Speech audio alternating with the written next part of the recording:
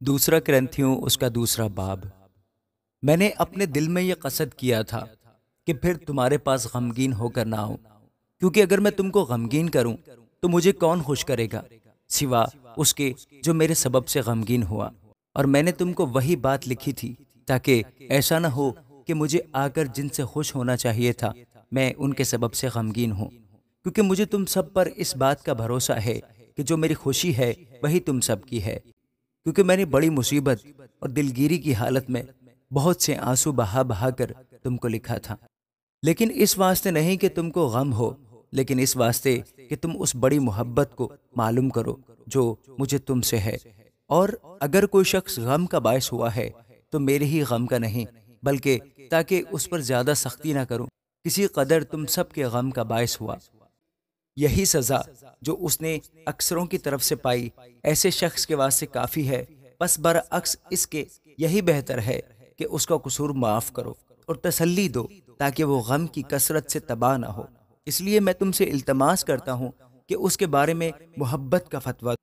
کیونکہ میں نے اس واسطے بھی لکھا تھا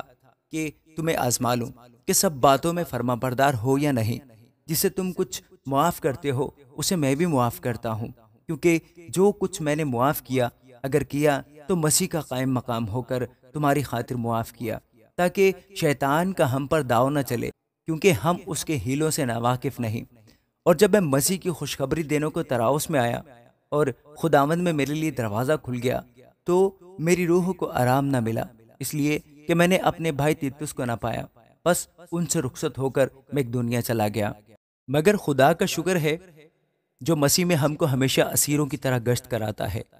اور اپنے علم کی خوشبو ہمارے وسیلہ سے ہر جگہ پھیلاتا ہے، کیونکہ ہم خدا کے نزدیک نجات پانے والوں اور ہلاک ہونے والوں دونوں کے لیے مسیح کی خوشبو ہیں۔ بعض کے واسطے تو مرنے کے لیے موت کی بو اور بعض کے واسطے جینے کے لیے زندگی کی بو ہیں۔